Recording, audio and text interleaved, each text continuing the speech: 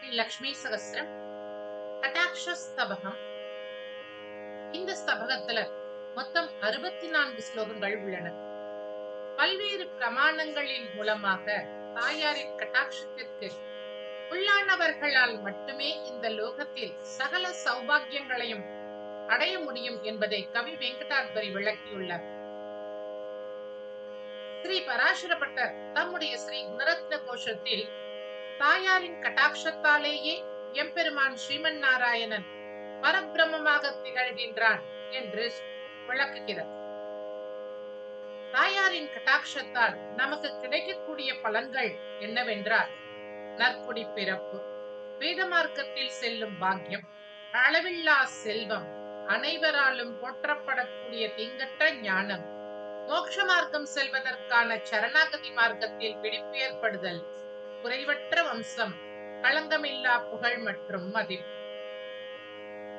அப்படிப்பட்ட லக்ஷ்மியினுடைய கட்டாட்சத்தை வேண்டி இந்த ஸ்தபகத்தை சேவிப்போம்.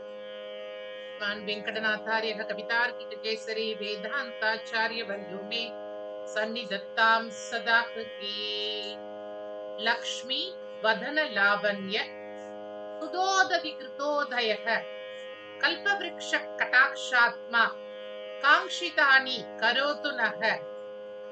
லக்ஷ்மி வதன லாவண்ய சுதோததி கிருதோதயக கல்பவ்ருக்ஷ கடாக்ஷாத்மா காங்ஷிதானி கரோது நக. க்ஷமா குமாரி க்ஷணம் ஈக்ஷணம் த்வம் யத்ருச்ಛயான்யஸ்யசி யஸ்ய ஜந்தௌ ஈக்ஷணானாம் த்ரயம் அஷ்டகம் வா சஹஸ்ரகம் வா சஹசா ததாதி.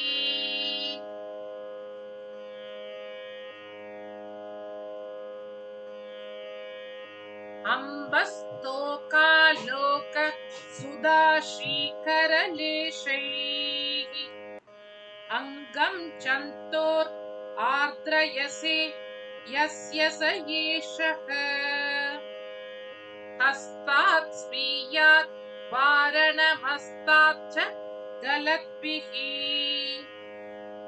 தானாம் கோபீர் பங்கில கேகாங்கன பூஸ்யாத். சில ஸ்லோகங்கள்ல அங்கம் சந்தோர் ஆத்ரயசே ச ஏஷக அப்படிங்கிற வார்த்தையோட முடிஞ்சிட்டு இருக்கு. எஸ்ங்கிற வார்த்தை விடுபட்டு போயிருக்கு. எஸ்ங்கிற வார்த்தையை இணைத்துக் கொள்ளுங்கள்.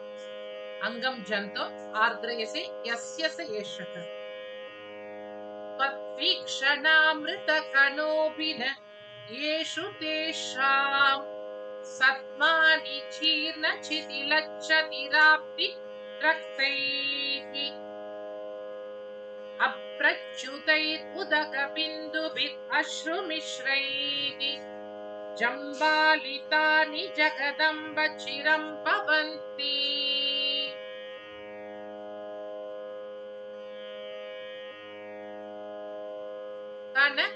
கனகஷிபிகாரூடா பிரௌடாதிராஜ்ய பதே ஸ்திதாः கதிசித் அதுலம் மன்யா தன்யாஸ்சரந்தி யதிந்திரே யதபி ச வகந்த்யேனான் வீணா பரே பலம் அம்பதத் ஸ்வயமபி தவ ஸ்தோகாலோகான்வய வ்யதிரேகயோः.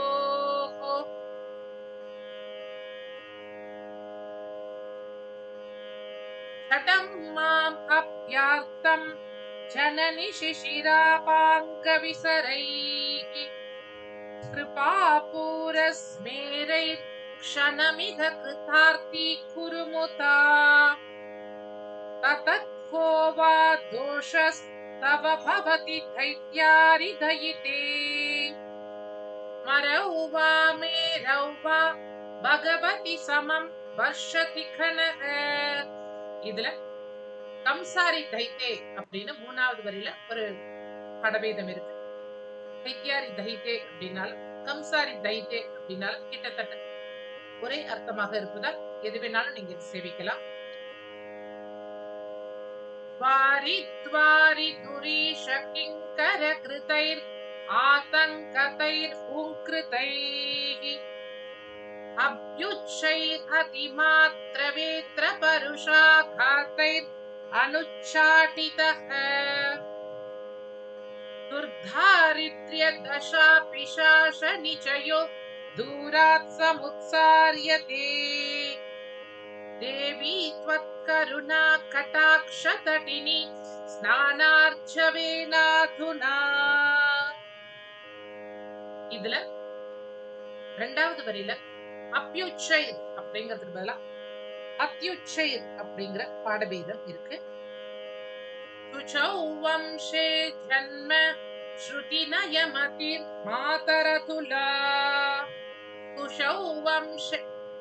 शुचौ वंशे जन्म श्रुति नयमतिर् मातर् अतुला. विकम्पा सम्पत्तिर् विशदम् अविगीता च कविता. प्रपत्ति दैत्यारोहित परम् अपत्यम् शुभयशः. विवर्ता सप्तामी ध्रुवमसदृशाम् तावकदृशाम्. சில ஸ்லோகங்கள்ல அபத்யம் சுபயஷவ் அப்படிங்கிற பாடபேதம் இருக்கு. அலம் அலம் அனுஸ்ருத்ய ஸ்வாமினி ஞானஹீனான் அகலித பகுமானான் அன்பகம் கிம் பச்சானான் சரணம் உபகதம் மாம் சாரு காருண்ய துங்கைஹி तपय जननी संपत् नृत्तरंगैर अपांगैः कृति वसुमती पति कृत चतुस्तव सेवताम् दिशस्फुटम् अटाट्यताम् दिशतु धातु वादे दृशम् जपत्वपि मनोन् बहून् जलनिधेर् सुतेयस्तु ते दृशामि हृदया स्पृशाम् अभिषयो दरिद्रातिसः कृपण दशा पिशाच गणमोचन वेत्रलदाः मधुरिपु भक्तिवल्लि परिवृत्ति सुधाम्बुधराः हृदयतमो विमोक्ष हिमधाम कराकमले भगवति न पुनन्तु भवदीय कटाक्षलवाः उदीता दुग्धाप्तेर्कुवलय परितापशमनी पथे विष्णोर्भान्ति रजनिचर चक्रव्यसनदा दिशन्ति सार्वज्ञं भजति शिरसा क्वापि कमले शुभालोकैर्शोकं हरतु सशिलेकेव भवति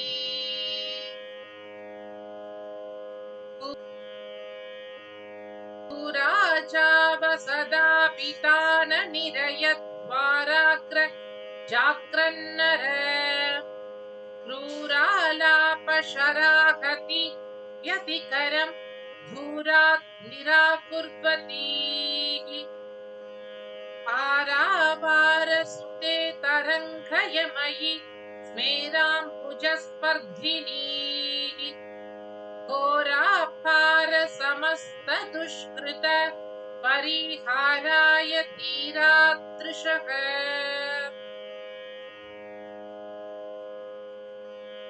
अघटित घटना पठीयसी ते हरिगृहिणी प्रकटा कटाक्षरेखा स्थिरवसुम् अवनीपगं विधत्ते जननि वनीपगं एव हन्त जन्तुम् नयने पनीन्द्रशयनेष्टनायिके यदि न ददासि शुदिनाब्जशोभने बलभेतनोऽपि न लभेत सम्पदम् मरुतामयेन मरुतामपि स्थली करुणारसेन वरुणालयात्मजे प्रतिमानं यद्ययति माम् अवेक्षसे मलिनात्मनापि कलिना क्रियेत किम् मम किं करोतु यम किं करोपि वा माम् अपाङ्गलहरी गरीयसी तावकी स्पृशतु देवकी स्नुषे अन्तकस्य तु रुषा कषायिता मा पतन्तु मयि दृष्टिवृष्टयः बन्धुरगुणे कृपण बन्धुम् अनपायम् सिन्धुतनये तव कटाक्ष मकरन्धम् इन्दुकरवृन्द जडचन्दन महीभृत् कन्धर मरुच्छिशिर सुन्दरम् उपासे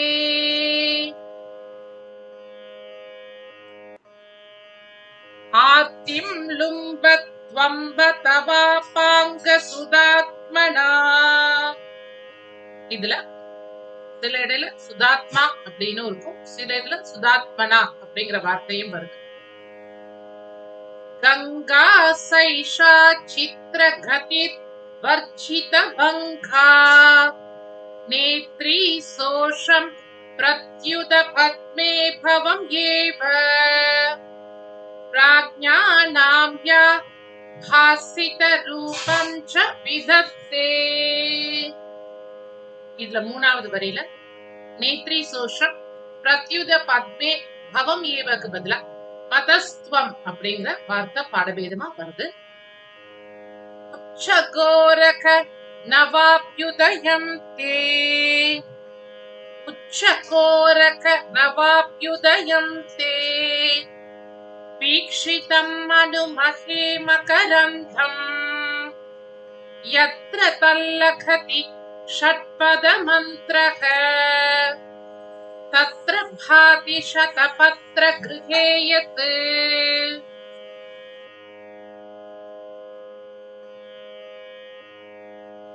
வீக்ஷிதானி தவ வாரிதி கன்யே यत्र पालित जगन्ति लगन्ति चित्रम् अत्र स परत्र च देहि देहि शब्दम् अपहाय चकास्ति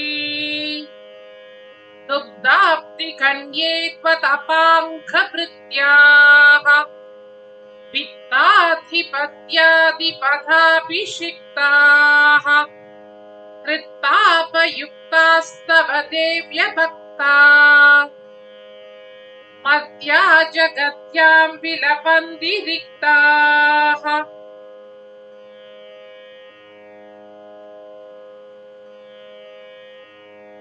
यक्षश्रीजनन जनैस्तवावलोकैः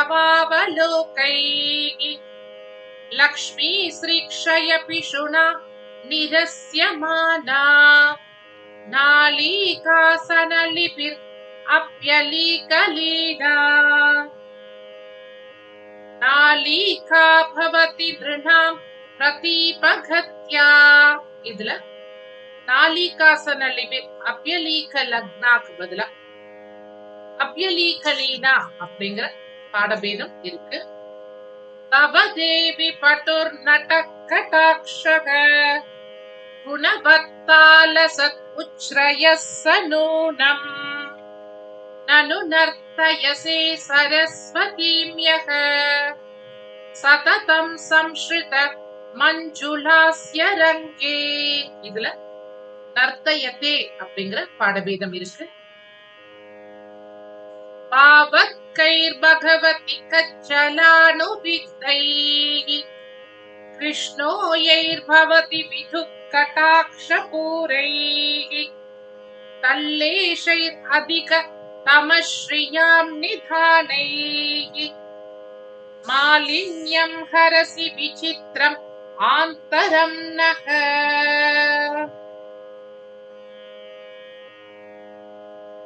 विकस्वरामोध भरं विदन्वति पुरो वसन्तं प्रतिदाघमाञ्छिता कटाक्षवल्ली तव माधव प्रिये प्रसौत्यनन्तं सुमिताप्यसौ फलम् न विप्रयोगी व्यसनाय कल्पते न मार्गनानां सहते च पञ्चताम् भवं च वाक्प्रत्युत दन्दहीत्ययम् जयत्यपाङ्गस्तव चित्रम् इन्दिरे